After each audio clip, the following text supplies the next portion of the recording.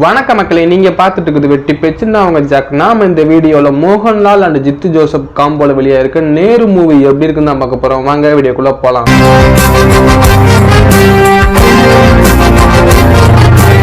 நேரு மூவியோட ஸ்டோரி என்னன்னா, ஒரு பார்வையற்ற பெண் அவரோட வீட்டிலேயே ஒரு மர்ம நபரால பாலியல் பலாத்காரத்துக்கு உள்ளாகிறார்.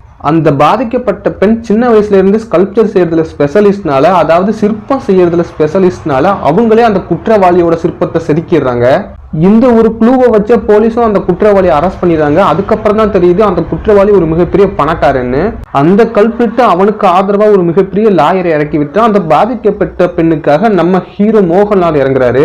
இதுக்கப்புறம் நம்ம ஹீரோ எப்படி அந்த பாதிக்கப்பட்ட பெண்ணுக்காக நீதி வாங்கி கொடுத்தாருங்கிறதா இந்த மீதி கதை. இப்போ இந்த மூவியோட பாசிட்டிவ் அண்ட் நெகட்டிவ் சைட் பார்த்தலாம். ஃபர்ஸ்ட் பாசிட்டிவ் சைட் பார்த்தலாம். இந்த மூவியோட மிகப்பெரிய பிளஸ்னா அது லாலேட்டன் தான். என்னப்பா லாயர் கரெக்டரா பண்ணிட்டா போச்சுன்னு ஜஸ்ட் லைக் தட்னு பண்ணிட்டு போயிட்டாரு. அந்த மனுஷன் நடிக்கிற மாதிரியே தெரியல, ஏதோ வாழ்ந்த மாதிரி தான் இருந்துச்சு. ரியல் லாயரை பார்த்த மாதிரியே ஒரு ஃபீல் எனக்கு கிடைச்சிச்சு. மோகன்லாலை தவிர்த்து இந்த மூவியில் நடிச்ச அனஸ்வரராஜன், பிரியாமணி, சித்திக் மத்த எல்லாருமே அவங்களோட பெர்ஃபார்மன்ஸ் ரொம்பவே நீட்டாவும் கிளீனாவும் பண்ணியிருந்தாங்க. டெக்னிக்கல் வைஸாவும் இந்த மூவி ஒரு கோர்ட் டிராமாக்கு என்ன தேவையோ அதை கரெக்டாவே கான்ட்ரிபியூஷன் பண்ணிருக்கு. இப்போ இந்த மூவியோட நெகட்டிவ் சைட் பார்த்தரலாம். மோகன்லால் அண்ட் ஜித்து ஜோசப் காம்போல வர்ற படனாலேயே இந்த மூவிலையும் ட்விஸ்ட் அண்ட் டர்ன்ஸுக்கு பஞ்சமே இருக்காதுன்னு எதிர்பார்த்து போக வேணாம். ஏன்னா இந்த படம் ஒரு ரியல் இன்சிடென்ட்டை பேஸ் பண்ணி எடுத்த படம். அதனால ஃபிக்ஷனா எதுவுமே இந்த படத்துல சேர்க்கல. படத்துல ட்விஸ்ட் அண்ட் டர்ன்ஸ் இல்லாம படம் ரொம்பவே பிளாட்டா போகும், எங்கேயுமே ஏத்த இறக்கம் இருக்காது. ஜித்து ஜோசப் எடுத்த இந்த ஸ்டோரி ரொம்பவே சிம்பிளான ஸ்டோரி. அவருமே இந்த மூவில எந்த ஃபிக்ஷனுமே சேர்க்காம ரொம்பவே பிளாட்டாவே எடுத்து வச்சிருக்காரு. அதனால இந்த படத்தை பார்க்குற சில பேருக்கு என்னடா திருஷ்யம் படம் மாதிரி எதிர்பார்த்து வந்தா ஒண்ணு இல்லைன்னு உங்களுக்கு தோணும்.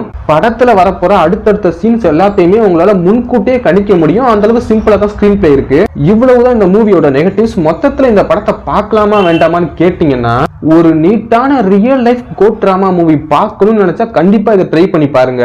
திருஷ்யம் மாதிரி இந்த மூவி இருக்கும்னு நீங்க எதிர்பார்த்து போனீங்கன்னா கண்டிப்பா இந்த மூவி ஒரு டிசப்பாயின்மெண்ட் தான் உங்களுக்கு கொடுக்கும். இந்த மூவி எனக்கு ரொம்பவே பிடிச்சிருந்துச்சு. உங்களுக்கு பிடிக்குமான்னு எனக்கு தெரியல. இந்த மூவிக்கு வெட்டி பேச்சோட ரேட்டிங் 3.75 அவுட் ஆஃப் 5. இந்த வீடியோ இதோட முடிஞ்சு. அடுத்து ஒரு நல்ல வீடியோல உங்களை பார்க்குற வரையும் டட்டா பை பை வட்டா.